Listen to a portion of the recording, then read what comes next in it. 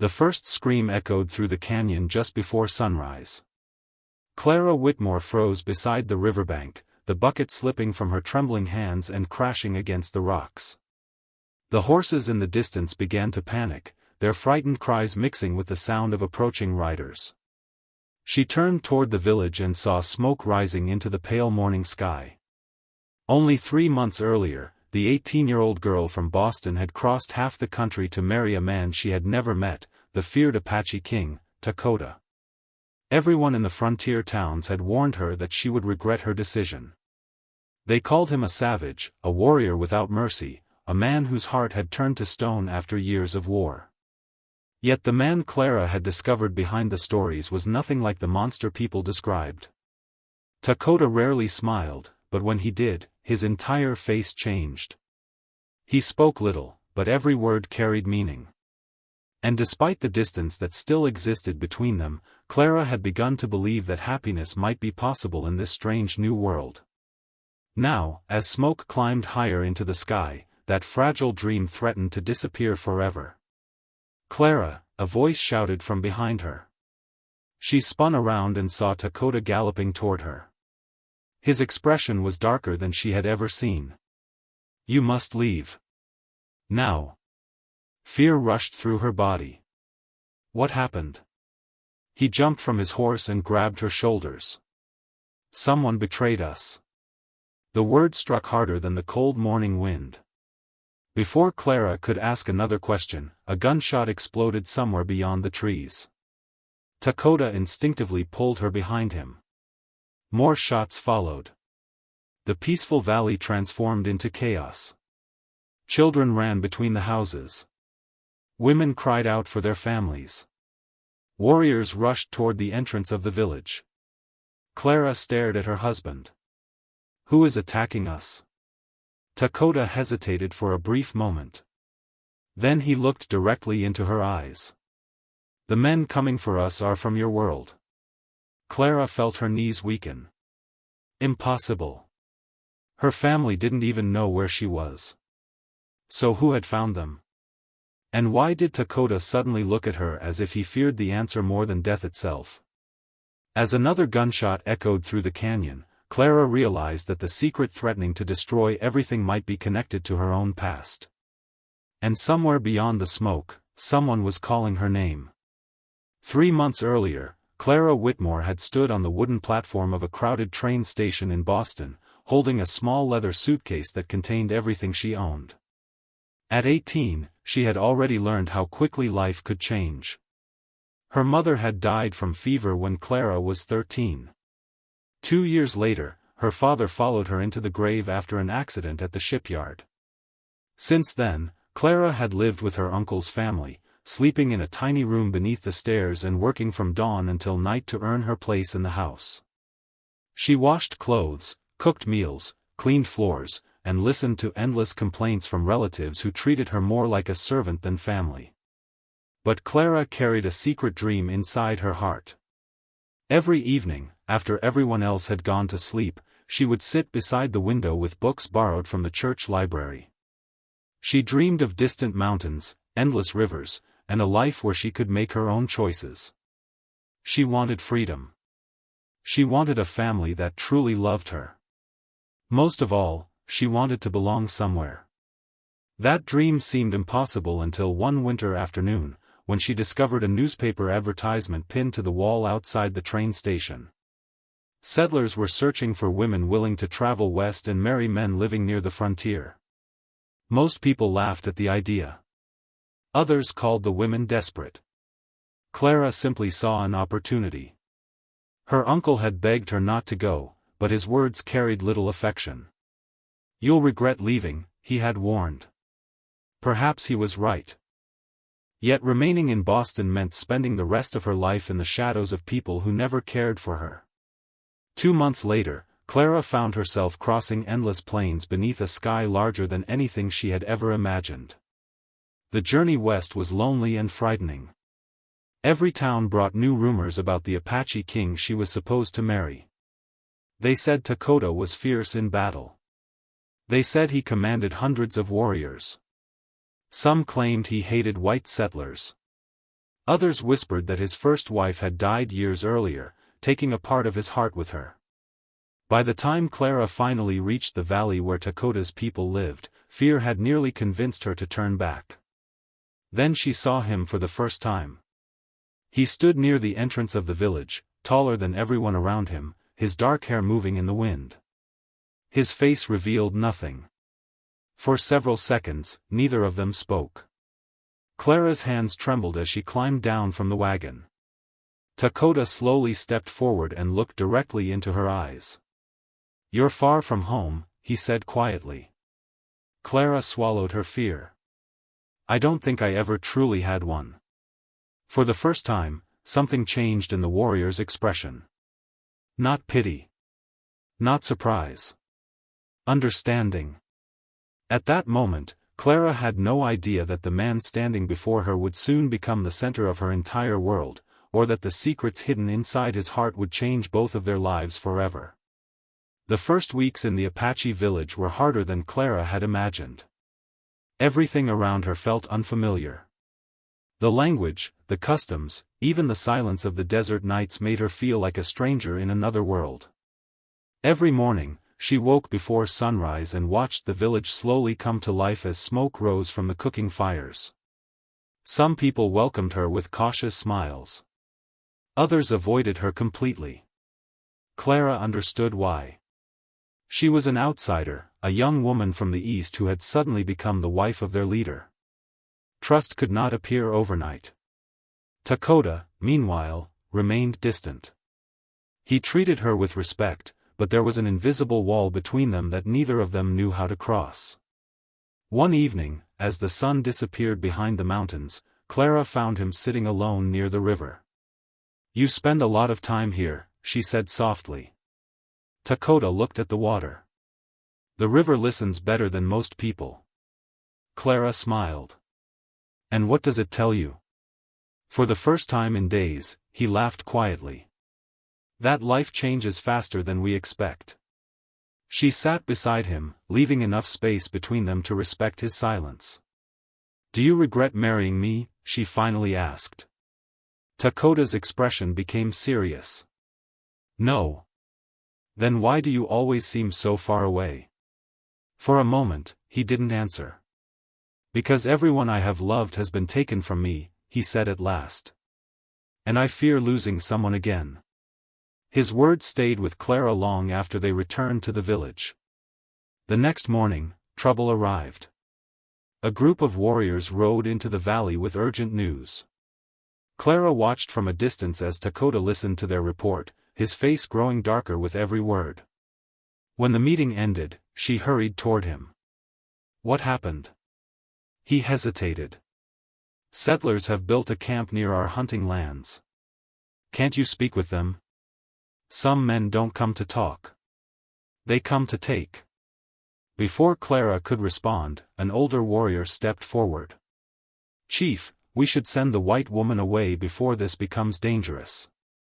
Clara froze. Takota immediately shook his head. "She stays." "But her people are the reason for this conflict," the warrior argued. Clara felt every eye in the village turn toward her. "They are not my people," she whispered. The warrior said nothing, but the damage had already been done. That night, Clara sat alone inside their small home, staring into the fire.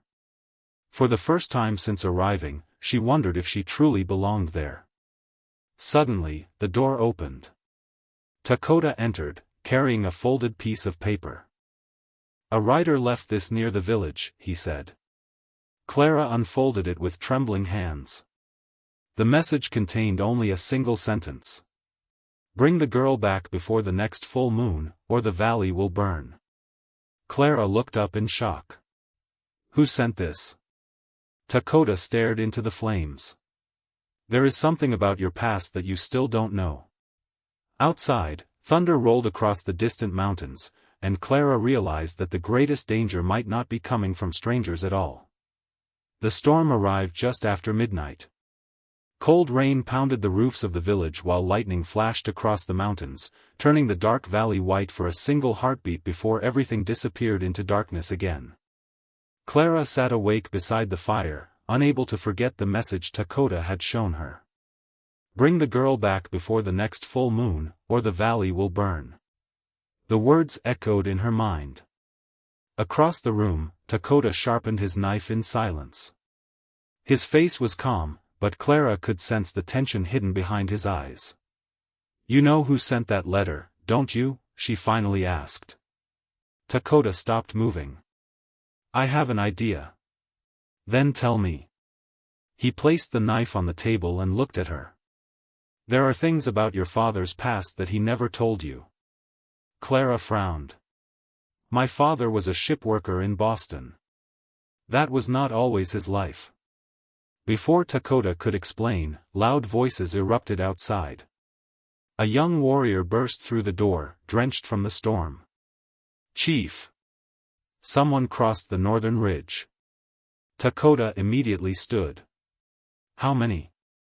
We saw 3 riders. Without another word, Dakota grabbed his coat and stepped into the rain. Clara followed him outside despite his protests. The entire village was awake. Warriors prepared their horses while women hurried frightened children into the safety of their homes. Lightning flashed again, revealing 3 figures standing on a distant hill. They weren't attacking. They were waiting. Dakota mounted his horse and turned to Clara. Stay here. I'm coming with you. It's too dangerous. They came because of me. For a moment, Dakota hesitated. Then, seeing the determination in her eyes, he nodded. Minutes later, they reached the ridge. The 3 strangers sat silently on horseback. Clara fell behind a cluster of rocks, clutching the metal box against her chest. Rain poured from the sky, turning the ground into mud. A few feet away, Samuel Carter knelt beside his wounded companion. We've been followed for 2 days. Samuel yelled over the storm. They're after the box. Dakota narrowed his eyes, searching the darkness between the trees. He could see shadows moving among the rocks, slowly surrounding them. How many men? He asked. At least 10. Clara's heart pounded. Who are they? Samuel hesitated, his face filled with guilt. They work for a man named William Hawthorne. The name meant nothing to Clara, but Dakota stiffened immediately. Years earlier, Hawthorne had been a wealthy landowner who had tried to seize Apache territory after hearing rumors of gold hidden in the mountains. When his expedition disappeared, most people believed he had abandoned the search. Apparently, they had been wrong. Another gunshot rang out. Dakota grabbed Clara's arm. We have to move. The group hurried down the slope toward the village, using the storm as cover.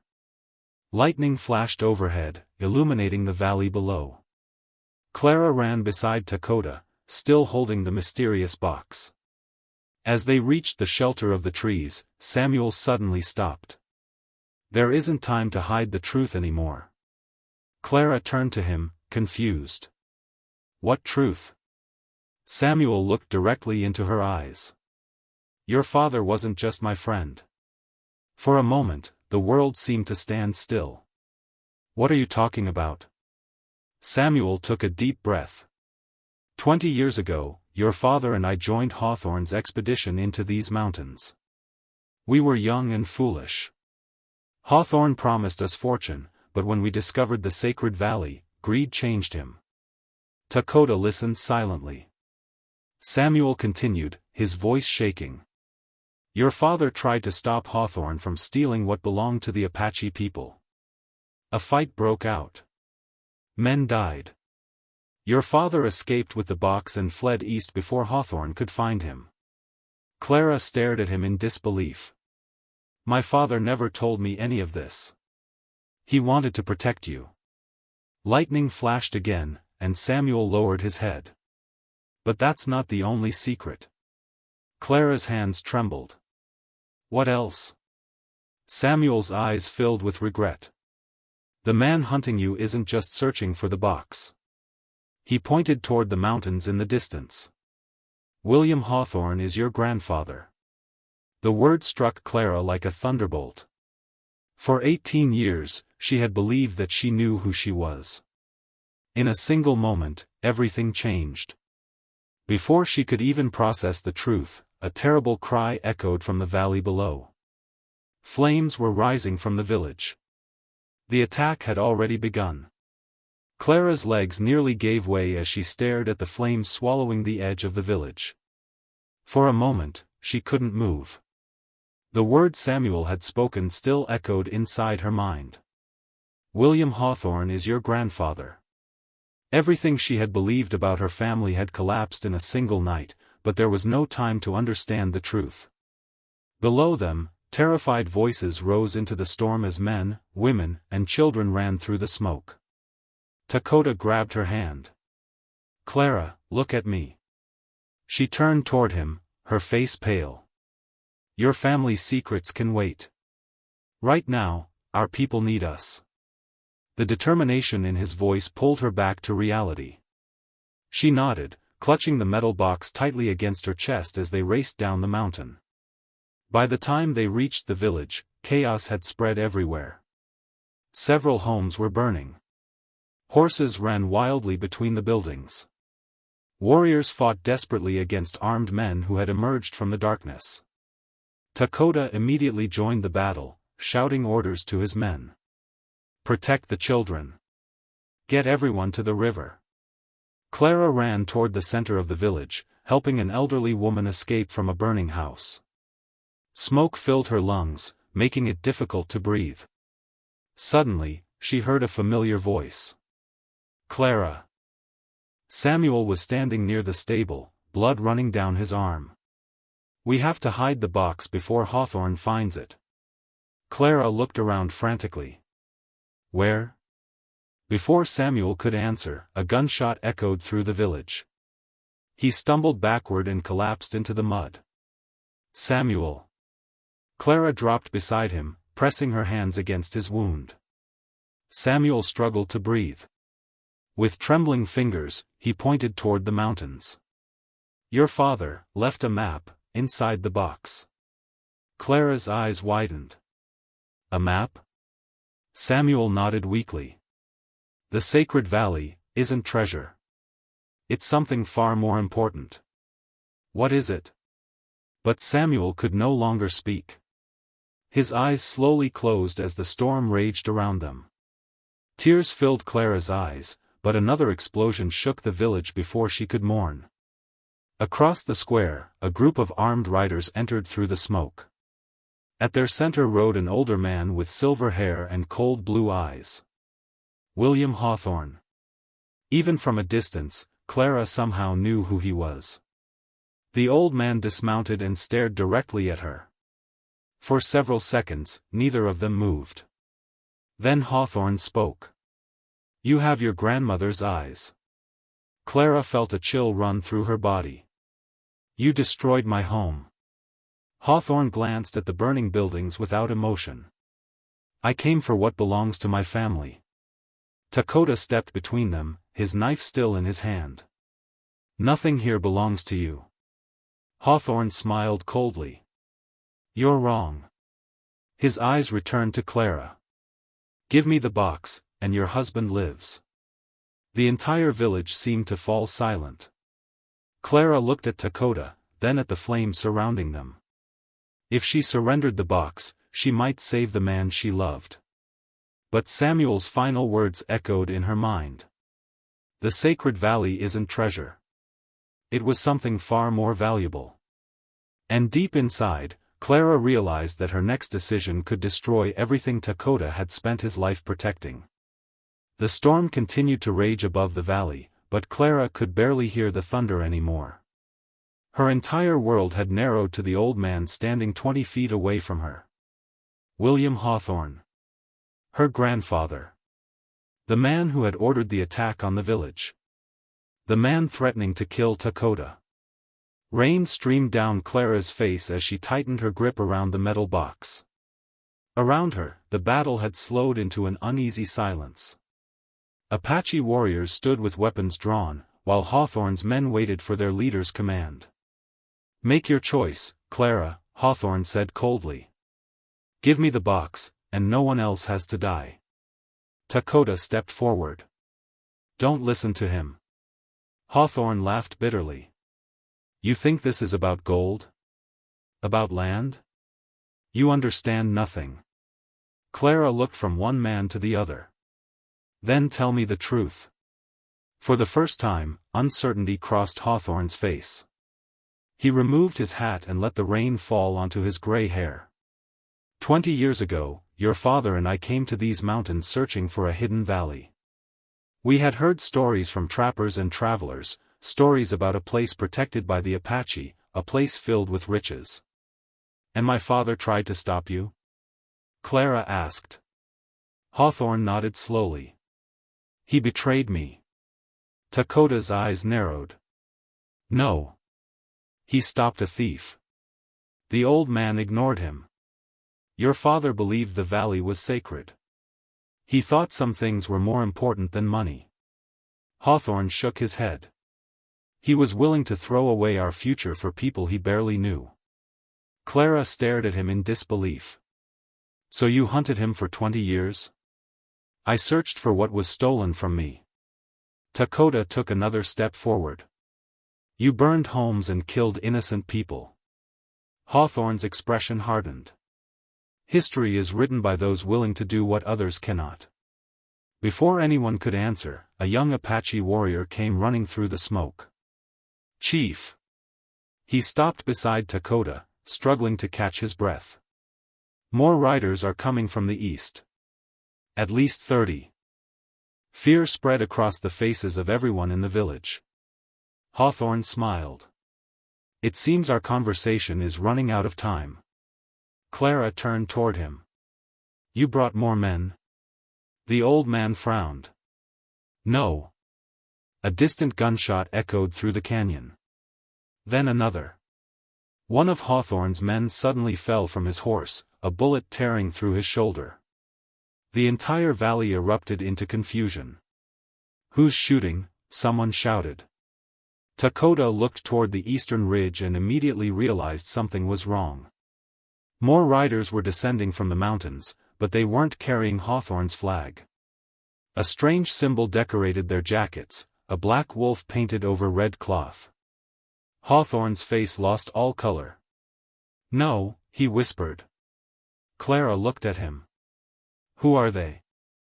The old man slowly stepped backward. Mercenaries. Dakota grabbed him by the coat. Explain.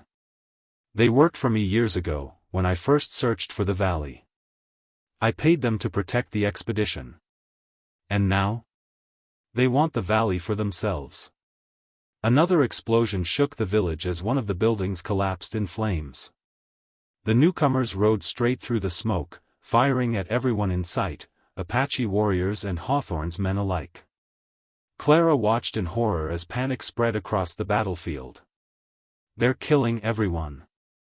Because they don't want witnesses, Hawthorne said quietly. For the first time since meeting him, Clara saw genuine fear in her grandfather's eyes. One of the mercenaries rode into the center of the village. He was a large man with a thick beard and a scar running across his forehead. He raised his rifle and shouted, "Bring me the box, or the valley burns tonight." Hawthorne immediately recognized him. Marcus Reed. Dakota looked at the old man. You know him? He was my partner. Marcus Reed dismounted from his horse, laughing as chaos unfolded around him. William, you old fool, he shouted. Did you really think you'd find the valley without me? Hawthorne stepped forward angrily. We had an agreement. Marcus smiled. That agreement ended 20 years ago. His eyes landed on Clara and the metal box in her hands. So that's the girl. Clara instinctively stepped behind Dakota. Marcus pointed his rifle at her. Hand it over. Dakota raised his knife. You'll have to go through me. The mercenary laughed again. I was hoping you'd say that. Before anyone could react, Marcus fired. The shot echoed across the valley. Clara screamed as Dakota staggered backward, falling to one knee. Blood spread across his shoulder. Dakota. She dropped beside him as the battle exploded around them once more. Dakota gritted his teeth and grabbed her hand. Listen to me. No, don't talk. Listen. Tears streamed down Clara's face as she pressed her hands against his wound. You have to leave. I'm not leaving you. You must. He looked at the metal box. Open it. Clara stared at him in confusion. Now. With trembling fingers, she opened the rusted lock. Inside, she found several folded papers, an old photograph, and a small leather journal. But it was the photograph that stole her breath. The picture showed her father standing beside a young Dakota. Clara stared at the image, unable to understand what she was seeing. They knew each other, she whispered. Dakota nodded weakly. Your father saved my life. The world seemed to stop. What? 20 years ago, when Hawthorne's expedition found the valley, Marcus tried to kill me. Your father protected me and helped me escape. Clara looked from the photograph to Dakota's pale face. You knew my father? Dakota closed his eyes for a moment. He made me promise something. What promise? Dakota opened his eyes and looked directly into hers. He asked me to find his daughter one day, and keep her safe. Clara felt the ground disappear beneath her. The man she had married by chance had been connected to her family long before they ever met. Their meeting had not been an accident. Their lives had been tied together for 20 years. Suddenly, Clara remembered the leather journal inside the box. She opened it and turned to the first page. Written in her father's handwriting were the words. If Clara is reading this, it means the truth can no longer be hidden. The valley does not contain gold. It contains something far more dangerous, and Marcus Reed can never discover what lies beneath the mountain. As Clara read the final sentence, a deafening explosion shook the valley. Everyone turned toward the mountains in horror. High above them, rocks and dust crashed down the cliffs. Marcus Reed smiled. I guess we're done waiting. Clara looked up at the collapsing mountain and realized, with terror, that whatever secret her father had died protecting was about to be uncovered. The mountain shook so violently that people were thrown to the ground. Clara wrapped her arms around Dakota as rocks crashed down the cliffs above the valley. Thick clouds of dust swallowed the stars, and terrified horses bolted into the darkness. Marcus Reed stood in the center of the chaos, smiling. Find the entrance, he shouted to his men. Search every inch of that mountain. The mercenaries rushed toward the collapsing ridge, carrying lanterns and shovels.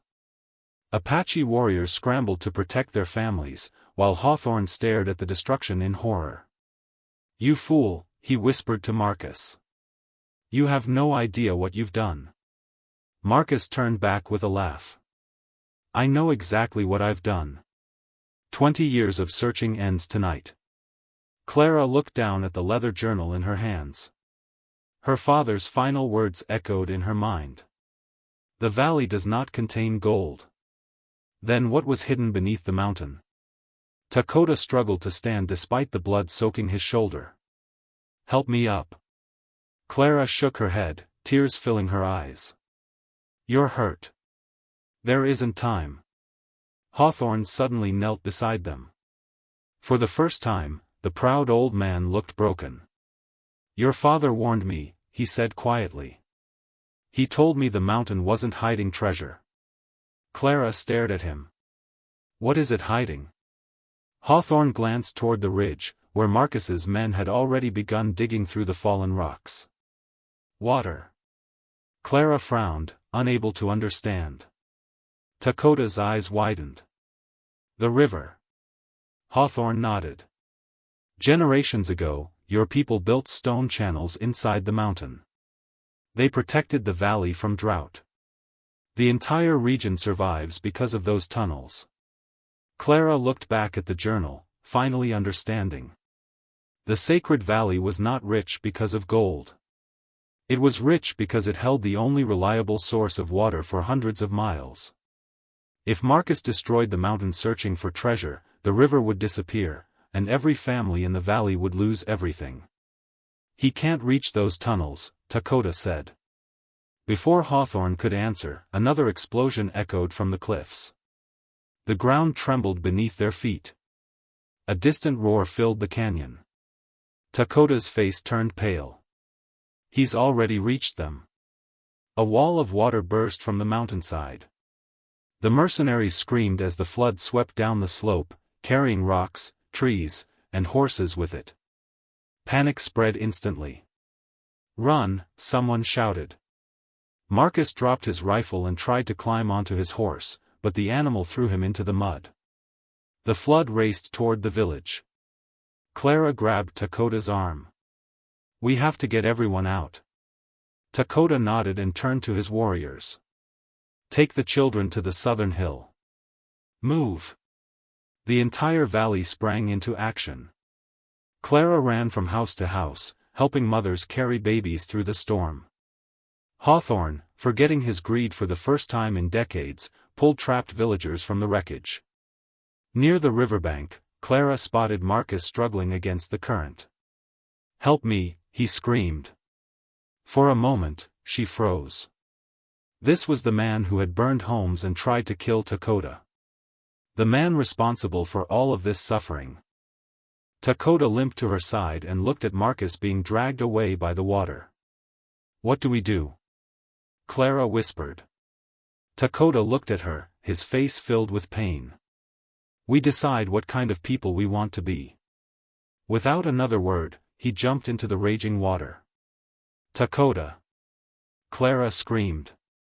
Ignoring the pain in his shoulder, Dakota fought through the current and grabbed Marcus's arm just before he disappeared beneath the flood. Clara and Hawthorne pulled them both onto the shore.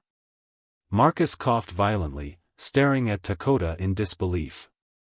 Why did you save me?" Dakota collapsed to his knees. "Because hatred has already taken too much from all of us." Marcus lowered his head, unable to speak. As dawn slowly broke over the mountains, the flood began to calm. The village was damaged, but its people were alive. Clara rushed back to Dakota's side. His face was pale from blood loss. She held his hand tightly. "Stay with me." Dakota managed a weak smile. "I made your father a promise." Tears rolled down Clara's cheeks. "And I'm not letting you break it." For the first time since the nightmare had begun, the sun broke through the clouds, casting light across the valley. But as Clara looked toward the mountains, she realized that one final truth still remained hidden inside her father's journal, and it would change everything forever. 3 days after the flood, silence finally returned to the valley. The smoke had disappeared from the sky, replaced by the warm light of the morning sun. Men rebuilt damaged homes, children chased one another between the tents, and women gathered near the river to wash clothes and share stories. Life was slowly returning. Clara sat outside her home, the leather journal resting in her lap.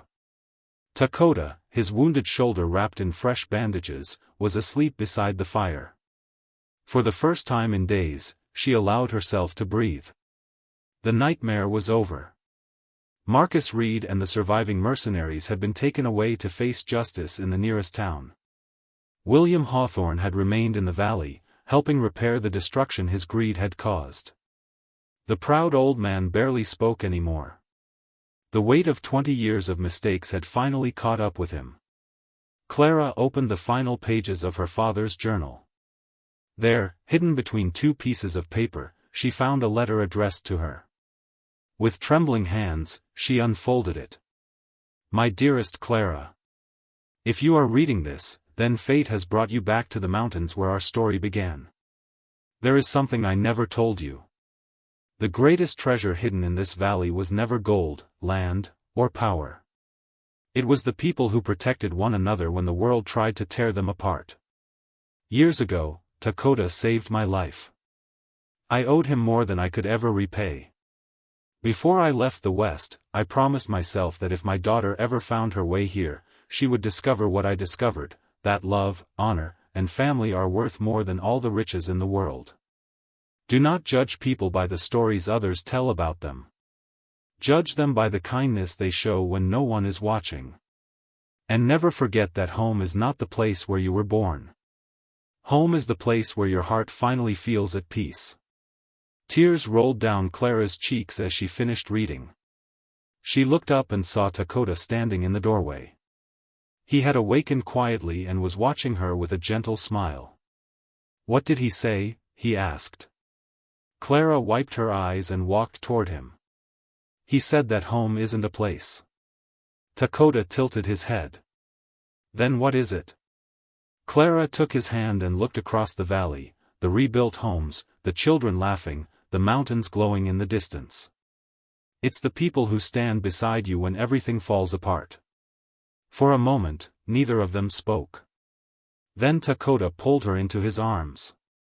Months earlier, Clara had arrived in the valley as a frightened stranger with nothing but a suitcase and impossible dreams. Now she understood that family could be found in the most unexpected places. Behind them, William Hawthorne slowly approached. "I'll be leaving tomorrow," he said quietly. Clara turned to him. "Where will you go?" The old man looked toward the horizon. "I don't know yet. But wherever I end up, I'll spend the rest of my life trying to become someone your father would have been proud of." Clara stepped forward and embraced him. It did not erase the past, but it was a beginning. As the sun disappeared behind the mountains, the valley filled with music and laughter. The wounds left by greed and hatred would take years to heal, but hope had returned. Clara squeezed Dakota's hand and smiled. For the first time in her life, she knew exactly where she belonged. And beneath the endless sky, surrounded by the people she loved, she finally felt at home. If this story touched your heart, don't forget to like, subscribe, and turn on notifications for more inspiring stories.